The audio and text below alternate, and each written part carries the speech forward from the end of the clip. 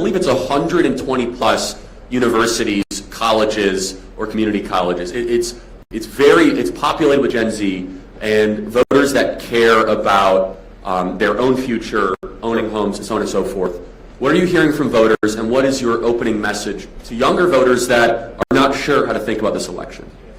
Yeah, well, first of all, I think younger voters in some ways have the most to lose or the most to gain from getting this election either right or wrong. Because, one of the things that worries me when I hear Kamala Harris speak is I hear a person who doesn't have strong or sincere views about what she actually wants to do. Set to the side any policy disagreement you might have. One of the things that worries me when I hear Kamala Harris speak is I hear a person who doesn't have strong or sincere views about Obama, but I would not say for Kamala Harris, is that he actually has beliefs and thoughts in his head for how he wants to govern the United States of America. And I hate to say that, I don't think you can say this about Kamala Harris.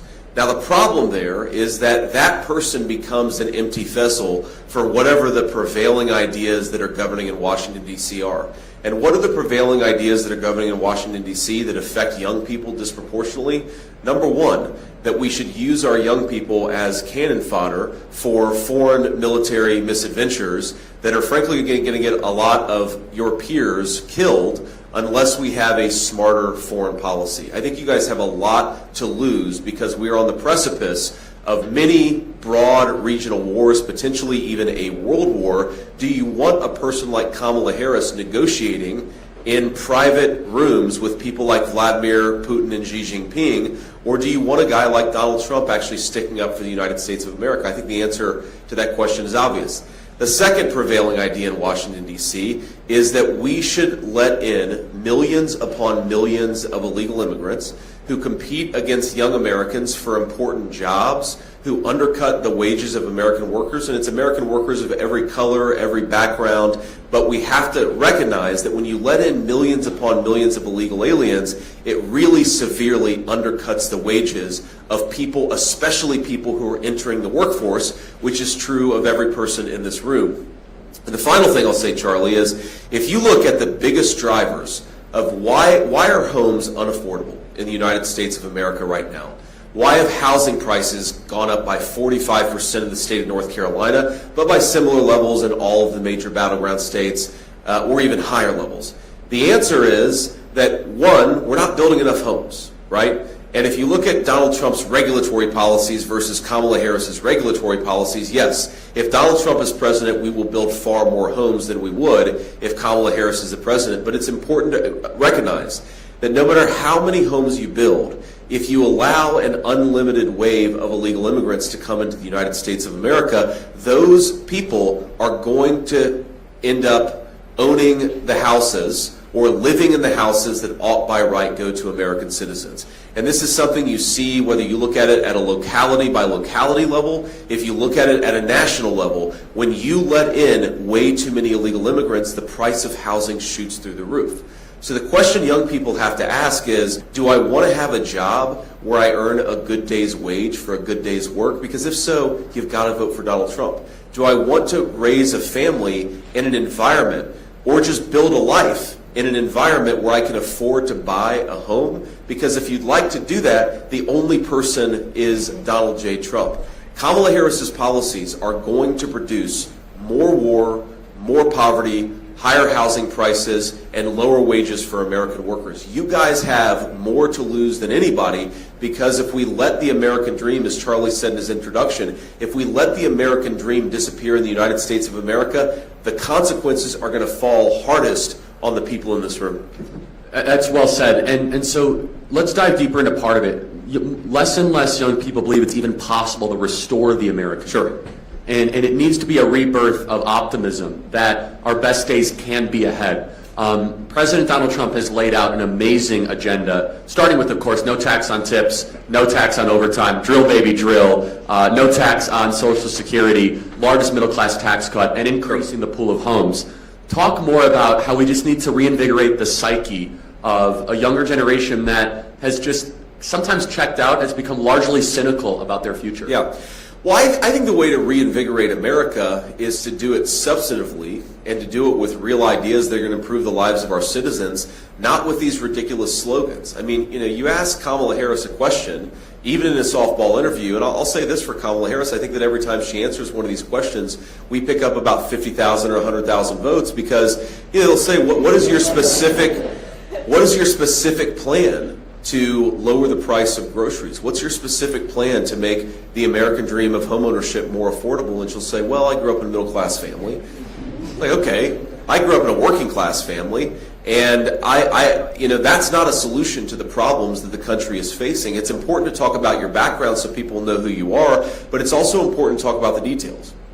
And what I think that President Trump is fundamentally proposing is he's trying to make it easier to invest and build things in the United States of America, whether that's a home, a family, a business. He's trying to make it harder to offshore and ship the American dream to other countries. That's fundamentally, if you look at his tax policy, and again, he can talk about the details better than anybody, but you look at his tax policy, it's about if you work, if you build a life, if you're creating a company or working in a business in the United States of America, we are going to make it easier for you to be rewarded for your hard work. If you're shipping jobs overseas, we're going to make it harder for you to do that, and we're going to penalize you for doing that. If you're trying to build a home, if you're trying to unleash American energy, we're going to make those things easier for you.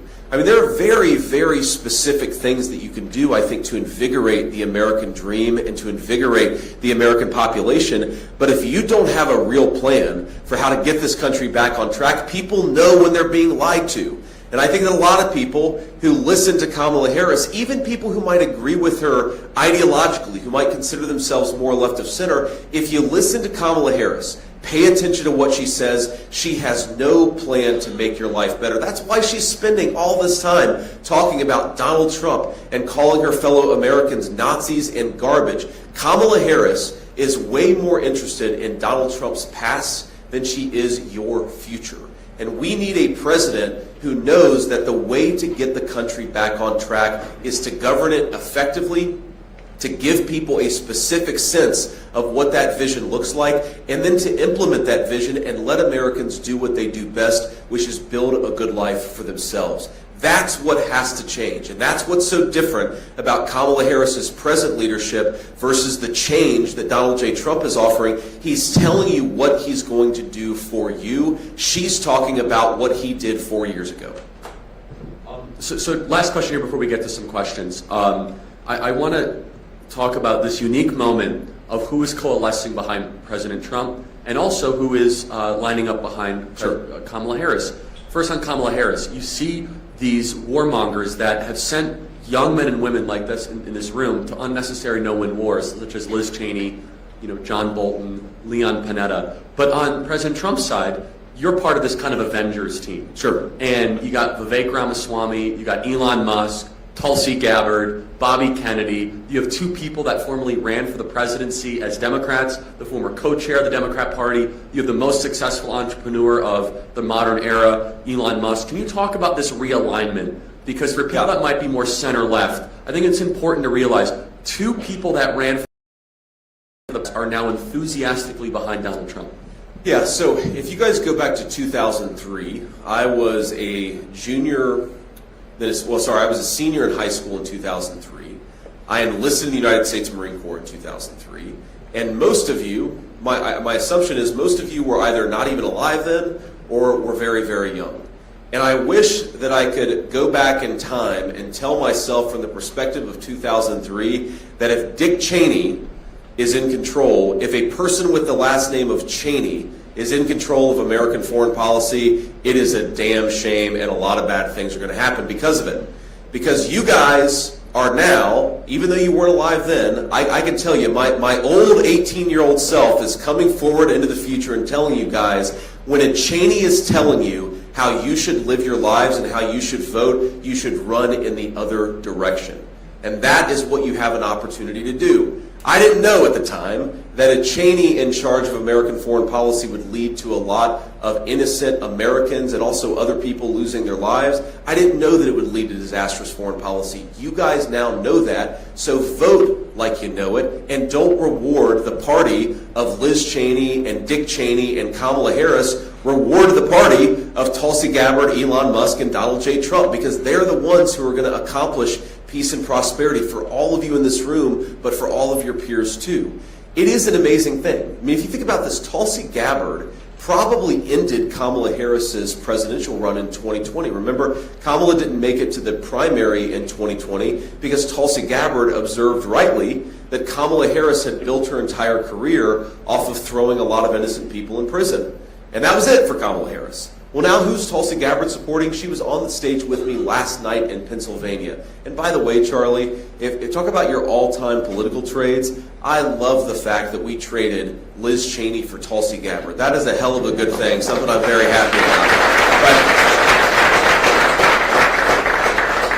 about. But you ask yourself, because it's a big change, right? I mean, Bobby Kennedy was a lifelong Democrat, and now he's supporting Donald J. Trump. Tulsi Gabbard, a lifelong Democrat, is now a Republican supporting Donald J. Trump. What has changed? And I think it goes back to basic common sense, okay?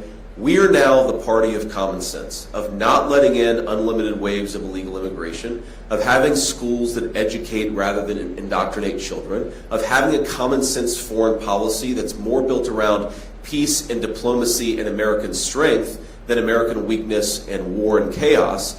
We're the common sense party, and that is really the realignment that's happened. You don't have to agree with me on every issue.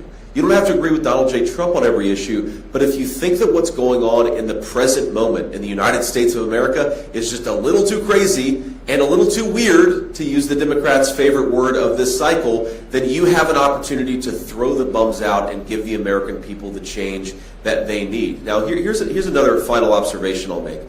I mean, I'm joined today by a very dear friend, and he told me that he just took his kids out of school. Now, I imagine that most of the young people here, probably all of you, don't have children yet, but a lot of you will one day.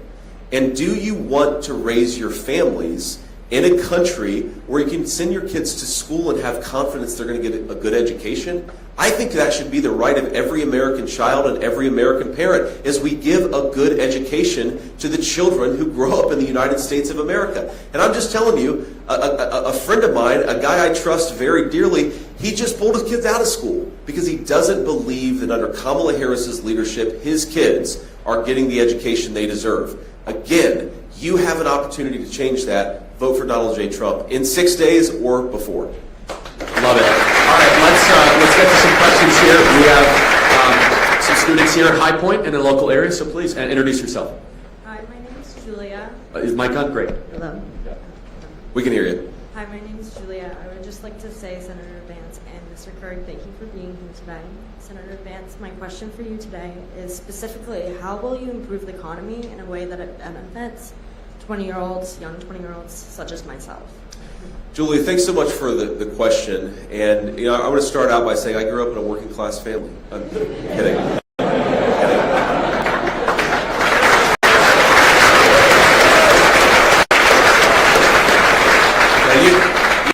You asked for specifics, so let me give you a few specifics. Okay, so right now, the American tax code is designed in a way that rewards investment overseas and in some ways penalizes investment in the United States. What does that mean?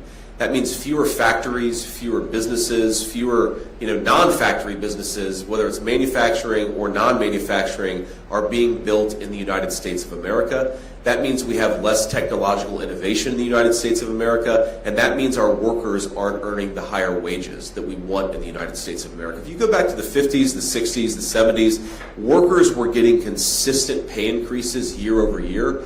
From about 1980 on, workers didn't get really a solid pay increase for 40 years. The one exception, the 4-year exception, was when Donald J. Trump was president from 2017 to 2020, because he made it easier to build things in the United States of America, and he frankly made it harder to build things overseas. That's the number one thing, is to change the tax code. And you hear this word tariff a lot, okay? Tariff is thrown around a lot. the Kamala Harris campaign says that it's a tax. Well, here's what a tariff actually does. Say, for example, that you're an American business and you're deciding whether to build a company or expand a company in China or in the United States of America. Now, what China has going for it is that you can pay literal slave laborers at $3 a day, where in America, and I think this is a good thing, you've got to pay people a middle-class wage. Now, why is that a good thing? Because I want all of you to earn good wages for a good day's work. But if you're going to encourage investment in the United States of America, you've got to penalize the companies who choose to make their things in China. And the only way to penalize them is what's called a tariff. If they try to bring something that was manufactured by those Chinese slave laborers back into our country, we're going to slap a big fat tariff and say you've got to pay a penalty to get that stuff back into our country. That's how we protect the middle class jobs of our citizens, and that's how we make it easier to invest in the United States of America. There's a second thing. Charlie already said this, but I'm going to repeat it because it's very important.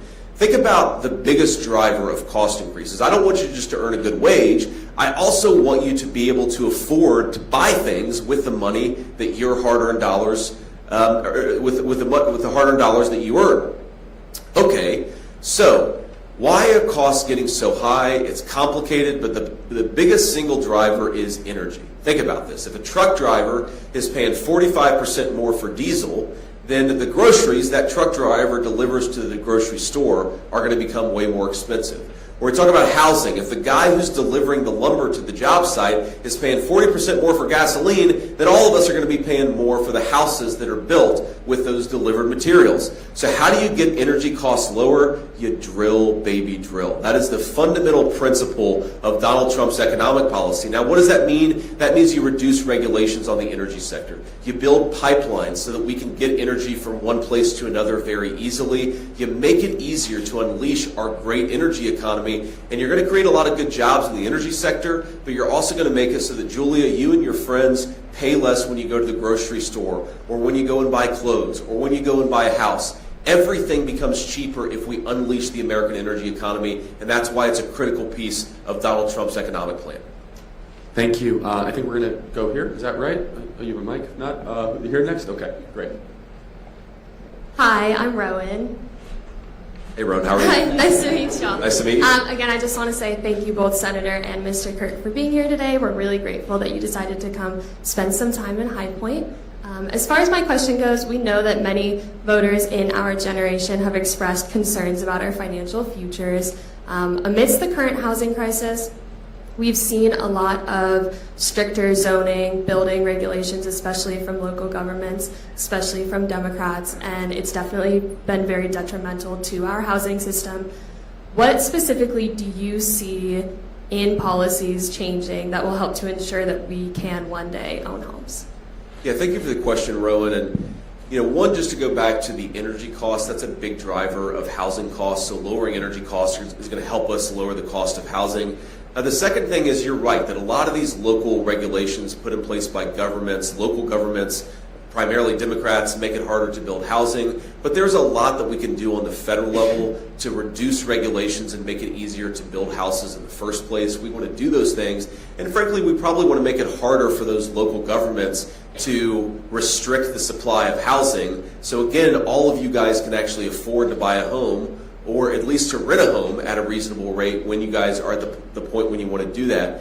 And then the final thing that I'll say, Rowan, is you need to pursue the kind of tax policy that allows people to invest in building in the United States of America. And again, that's something that we've really gone in the wrong direction on the last few years. Is you got to ask yourself, if you invest in the United States and you make a fair amount of money, and we want people who invest to be able to make money, are you paying a bigger tax on that than if you invest overseas? And if the answer is yes, then we're penalizing people who are building houses and other things in the United States of America. We've got to change that. And between reducing the regulations, reducing the energy costs, and I'll go back to reducing illegal aliens who are competing with Americans for scarce homes, I think we can actually make the American dream of homeownership more available and more affordable again. The way that I think about this is the country is in so many ways in such a good spot, right? I mean, you guys are talented, you're smart, you guys are going to develop skills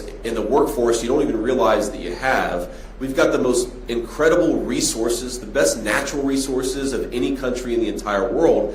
We are ready to unleash a golden age of American prosperity, but only if we fix the broken leadership in Washington. That's what we're going to do. That's what we all get an opportunity to do in 5-6 short days. Thank you. Really quick, I just want to make sure that Kamala's awful plan is highlighted. She wants to give $75,000 per person, which sounds good for a home. What will that do to housing prices almost immediately? I think that's important to compare and contrast. Yeah, so if you don't increase the supply of houses, and then you continue to allow illegal aliens to compete against American citizens for those houses, what you will necessarily do is you give $25,000, you're going to increase the cost of housing by $25,000. So again, this is fundamentally the difference between the Kamala Harris approach and the Donald Trump approach. Donald Trump is trying to make it easier to build and invest and to create things in our country. Kamala Harris is trying to pass out free money to cover over the fact that her own policies are why housing is so expensive. And Charlie, it's not just, if you look at the details of her plan, she's not just saying she's going to give $25,000 to American citizens. She's also saying she's going to give $25,000 a lot of times to people who aren't even in the country legally to begin with. So you're probably going to, even if her plan is implemented, which I'm skeptical, but even if it's implemented, your housing prices are going to go up by $35,000, $40,000, $50,000, and then you get a $25,000 check in the mail. Have you won or lost in that equation? Meanwhile, if Donald J. Trump's plan gets implemented, you're going to be paying less for housing to the tune of $25,000, $45,000, $50,000. That's how you win, and that's how you make American housing more affordable. Yeah, and she won't even send a $25,000 check. It's like a tax incentive, which every realtor will just say every house is right up more expensive. All right. Yes, ma'am. Hi, my name is Paige. Hey, Paige. I'm a senior at High Point University, graduating in May. And Congratulations. Thank you. I'm starting to look at my options on where to move and work after college.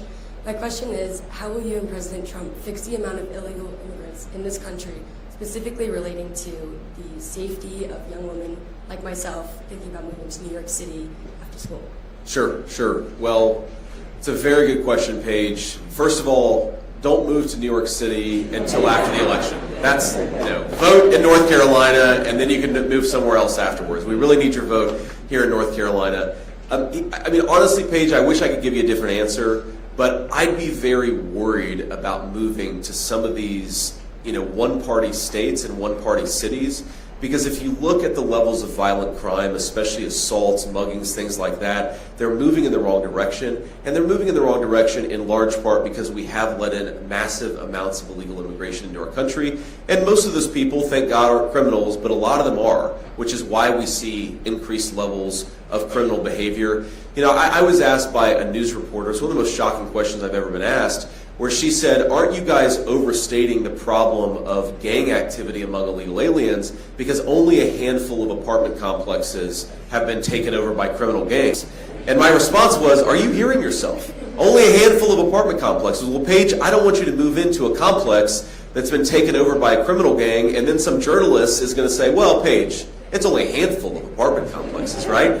You've got to actually be able to enforce our borders. And specifically, there are 3 big things that Kamala Harris did that we're going to undo and accelerate so that we can actually get our border under control. The first and most important is Kamala Harris really cut down on deportations. If you know you can come into the country without ever being deported, you're going to keep on coming into the country illegally. So we have to re-implement deportations in the United States of America. The second is, and I've been to the border more times than our illustrious borders are Kamala Harris, if you go to certain parts of the border, you will see slabs of border wall laying in the dirt, rusting, because she stopped construction of the border wall. And the Border Patrol will tell you that where the border wall was constructed, you saw a massive decrease in the amount of illegal immigration. Let's just finish that border wall and cut down even more on illegal immigration. And then the third thing, Paige, and this gets a little bit into the details of immigration policy, but it really matters, is when a person comes to the United States and says that they're claiming asylum, what do you do with that person? Donald Trump's answer was they have to stay in Mexico while that claim is adjudicated. Kamala Harris's answer is we're going to let this person roam freely in the United States of America for 10, 15 years. That's called catch and release. We've got to stop catch and release. We do those three things, I think we'll cut down on violent crime and we'll make it easier for you to choose to live where you want to live. But I hope you'll come and live in Ohio or stay in North Carolina and not go to New York City. Thanks, Paige. Yes, sir. Do you have something you want to say? No, go ahead. Okay, thank you. Thank you very much for coming to meet us all, Senator Vance, and thank you for fitting us in within your busy schedule. My name's Brett, and my question for you is, many of my generation are concerned about a possible war with China, and more importantly with that, for us, a possible draft. Sure. And so with rising tensions within the South China Sea, border clashes between India and China, what is the Trump-Vance administration's plan to de-escalate from this rising crisis? Yeah, Brett, it's a very important question. And look, this is the thing that I worry the most about for this generation is that if we don't get foreign policy right, a lot of people in your generation are going to pick up the pieces and fix the mistakes of the current generation of American leadership. And I don't want you to have to do that. I want you guys to build great lives. I want you to work in great careers. I want you to start families. I want you to be able to live your dreams, not have to go and fight a war because Kamala Harris screwed up again, as she's been doing for the last 3.5 years. And it's going to get a lot worse if we promote her to President of the United States. And our specific plan to de-escalate in the South China Sea is, it's somebody said it, some smart strategist said the best way to stop a war is to prevent a war from starting in the first place. And this is what, if you go back to Donald Trump's foreign policy, consider Europe. Russia invaded a sovereign nation when Barack Obama was president. Russia invaded a sovereign nation when George W. Bush was president. Russia invaded a sovereign nation during the Biden-Harris administration. The one time in the last 2 decades that Russia didn't invade a sovereign nation was when? Under the 4-year administration of Donald J. Trump. Now, why was that? And people always say, especially my fellow Republicans, they always say, well, Donald Trump's foreign policy was strong. Well, it was strong, and that's definitely true. But that's only half of it. It was also smart. Because even though the media accused him and attacked him for it, he was willing to engage in diplomacy, sometimes even with very bad people, because you can't just talk to the good people when you're engaging in diplomacy. You've got to talk to everybody. That's what real leadership looks like. Again, I was with Tulsi Gabbard yesterday, and she told me, and I didn't realize this, that there was a major threat from North Korea of an ICBM, an intercontinental ballistic missile, hitting Hawaii early in 2017. Well, that threat came from North Korea, and what did Donald Trump do? Donald Trump went and talked to the leader of North Korea, even though all of the media said that he shouldn't, and guess how many threats against Hawaii were made after Donald Trump had that sit-down meeting? 0. Because sometimes you can't just be strong, you have to be smart. Specifically in the South China Sea. The solution here to prevent war is to make it as costly as possible for the Chinese to invade Taiwan in the first place. Everyone will tell you that if the Chinese establish territory in Taiwan, if they establish a beachhead in Taiwan, it becomes very hard and a lot of people get killed. So you prevent them from doing that. And the way you prevent them from doing that is to make sure they've got enough weapons to defend themselves. Again, prevention is the best way to stop a war. An ounce of deterrence is worth a lot more than a pound of stupid foreign policy from Kamala Harris. So we've got to do the deterrence, and unfortunately we're just not doing that.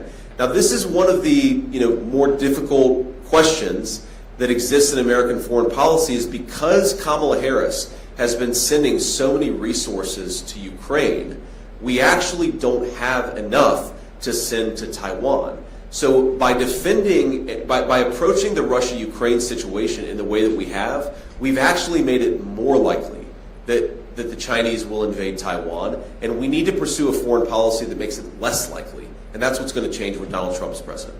Can I just ask a follow-up? Is it an exaggeration to say that we are bumbling towards World War III? That might include a draft of some people in this room.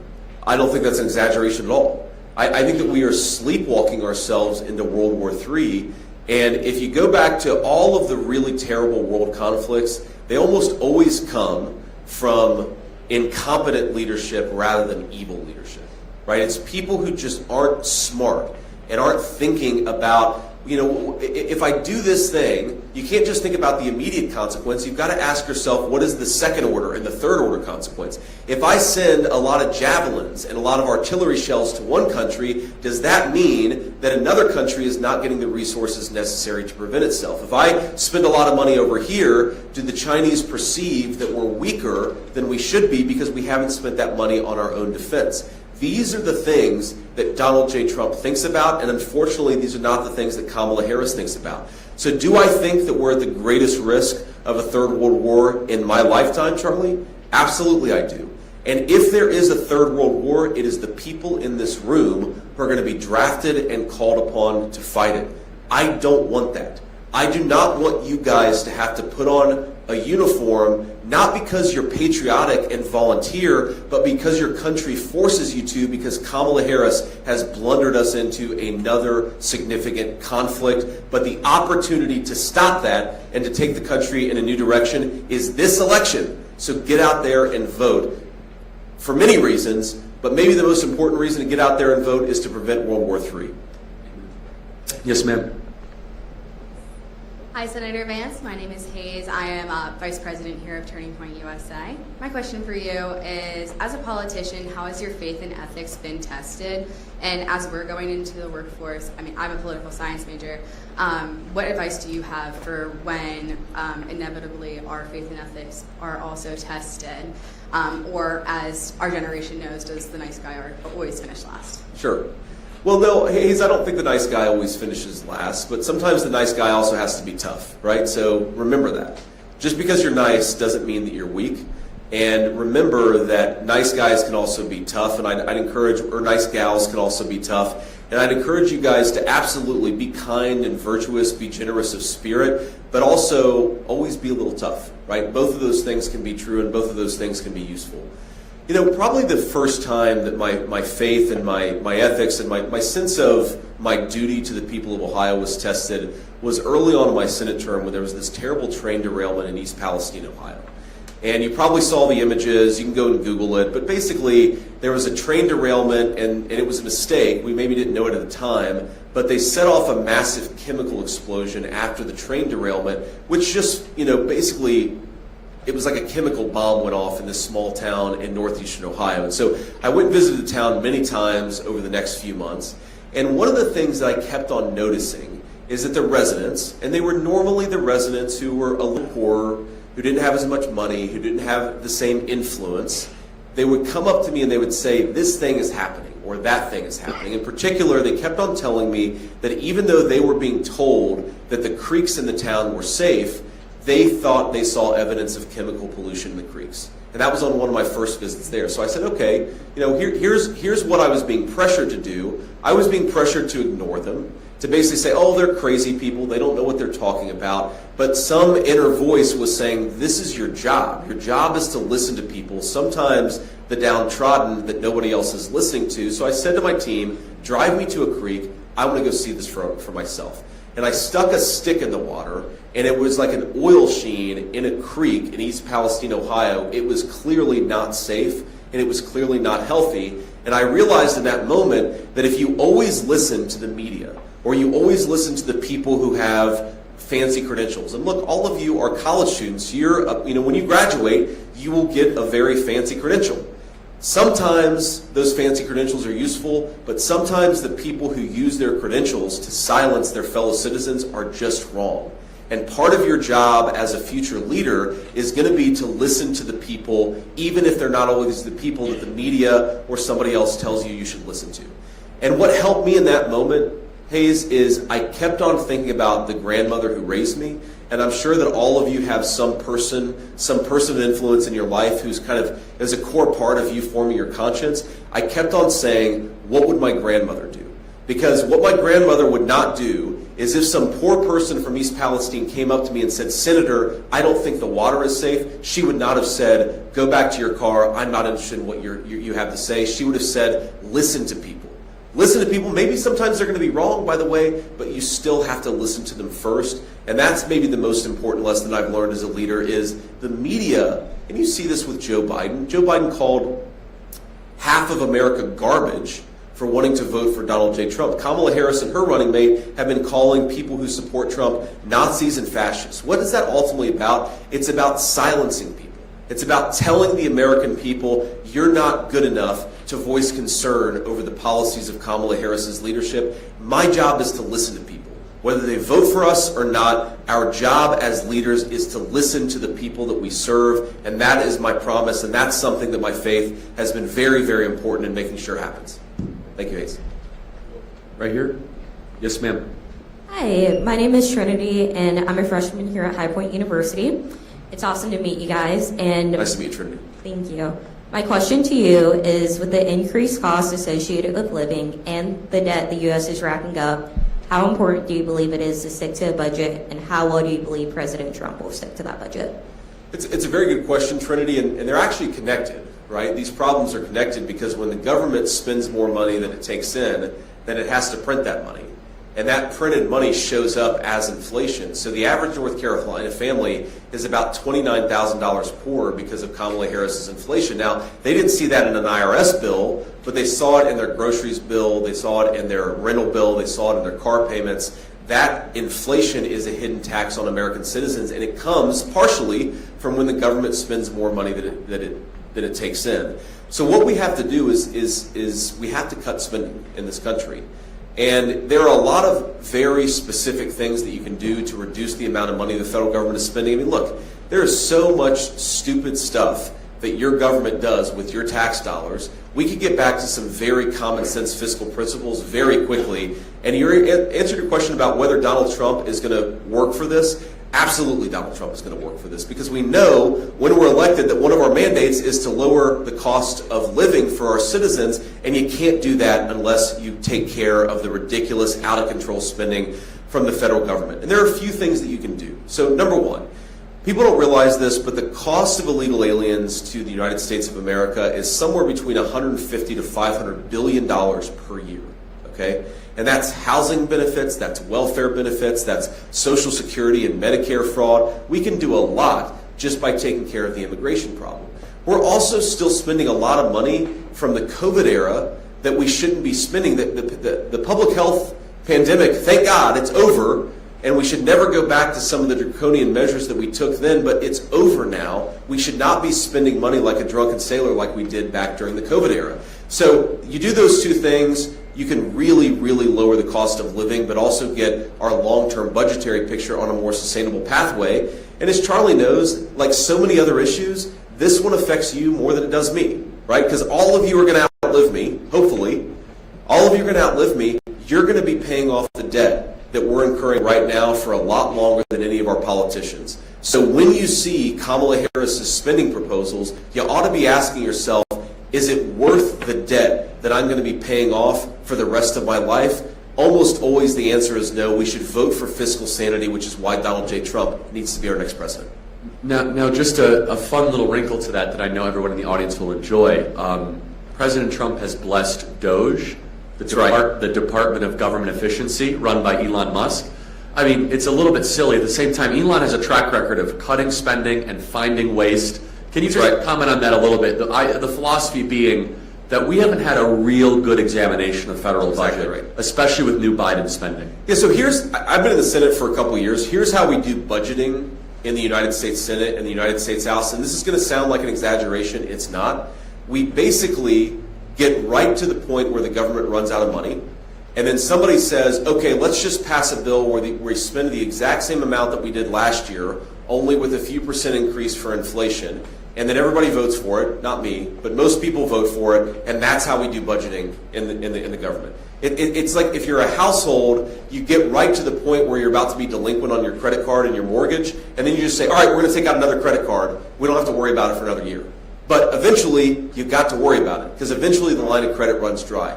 What Elon Musk is talking about is very simple. It's taking people with a different perspective, a private sector perspective, and actually looking at the budget, saying, how much are we spending on this program? How much should we be spending? And doing that, asking that basic question for every line item in the federal budget. And I guarantee that when you do that, Charlie, you're going to find hundreds of billions of dollars, maybe even trillions of dollars of savings of your money that we're spending, not because we even said we need to spend this money.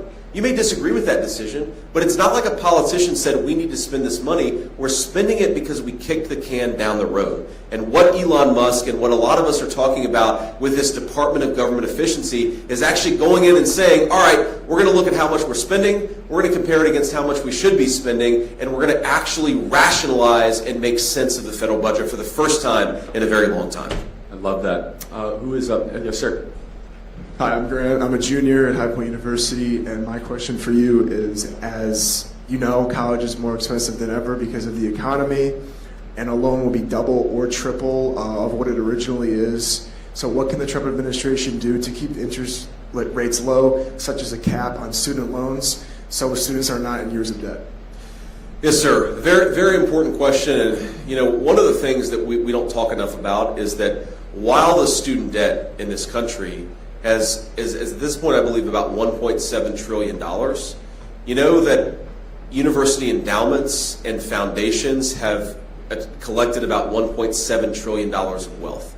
Okay? So the very universities that sometimes, and I don't think it's true of High Point University, but it's true of a lot of our colleges, they're putting students into a lifetime of debt servitude. They're overcharging, students are overpaying, and also the colleges aren't being honest about what the students are actually getting out of their education. So I think that we need to do two things. Number one, we need real price transparency and also real transparency about what the benefits are of a college degree. When you go to college, your college should have to tell you, here's what you're going to get out of this particular degree. Here's what you're going to get out of this particular program of study. I had no idea what I was getting myself into when I went to college. You should know what you're getting yourself into when you go to college, and that means that colleges have to be more honest about it. Here's the second thing. We need to not have a lifetime of debt servitude follow around our students. And I want to contrast this because when Kamala Harris talks about this issue, she's basically talking about shifting the debt from one group of citizens to another. Having plumbers and electricians pay for the debt of college students, I think that's irrational and it's unfair because it's not the plumbers and the electricians who are at fault for this college debt crisis. It's very often the university administrators themselves who are not being honest with you guys about what you're getting out of college experience. So here's one thing we should do. We should say that if you are accumulating a lot of college debt, that debt is not going to follow you around for the rest of your life. That's a simple policy choice that we made. And we're going to unmake it. Because if you incur a lot of debt and, you get into a situation where you're in a tough financial position, you should not have the colleges able to collect on your debt, sometimes even garnishing your wages before you can actually get the paycheck that's coming to you. We've created a generation of debt servants. That's got to change. And frankly, it means the colleges have to take accountability, not our fellow citizens. The colleges have got to take accountability for this college debt crisis they've created. So in closing, we have to wrap it up. To kind of make the final argument here to younger voters across the country and here in North Carolina, as I mentioned, there is this unrecognized breakdown in the social contract. We do politics for many reasons, but basically we do it to make sure that your kids have a better life. That's right. That's why we do what we do. And there has been generational theft that has occurred to this generation. And JD, you're kind of in the middle here. I hope you guys understand, this is the youngest vice presidential candidate, I think, in what, like 150 years? The first millennial on a major party ticket. First millennial, and I'm a millennial here, so we share a generation in that way. And so JD has an ability to really see into what you guys are experiencing and understanding a lot of these problems. You guys have never lived, no one's ever lived through this before, and your parents say, oh, it was hard when we were younger. They had a much different set of circumstances than you guys did. The likelihood of you renting and not owning is much more likely to rent and not own if things continue. So kind of summarize this all together, JD, for a generation where the social contract has been broken and we must renew it. So my simple argument to all of you and to all of your generation is that you should be pissed off. And why should you be pissed off? You should be pissed off because you're the first generation in the history of the United States of America that is unlikely to be able to own a home. that is unlikely to be able to earn a wage on which you can raise a family, that is more likely to be indebted than you are to accumulate wealth. And the reason you should be pissed off is because it's come from a failed generation of American leadership. The people who are older than me and older than you, they have failed you. They have created an economy where you're more likely to incur debt than you are to incur wealth. They've created a college debt crisis that follows you around for your entire life. They've created an economy where you can't earn wages that support a family. They've created a housing market where it's nearly impossible for most Americans of your age to be able to buy a home. This was a policy choice. The failure that has fallen on your generation was a policy choice. And we can make a different policy choice, but only if you guys get pissed off about the position you've been put in and vote for a change in leadership. That is fundamentally what Donald Trump, his entire lifetime, if you go back to the 1980s and the 1990s, Donald Trump was predicting that if we went down this road, it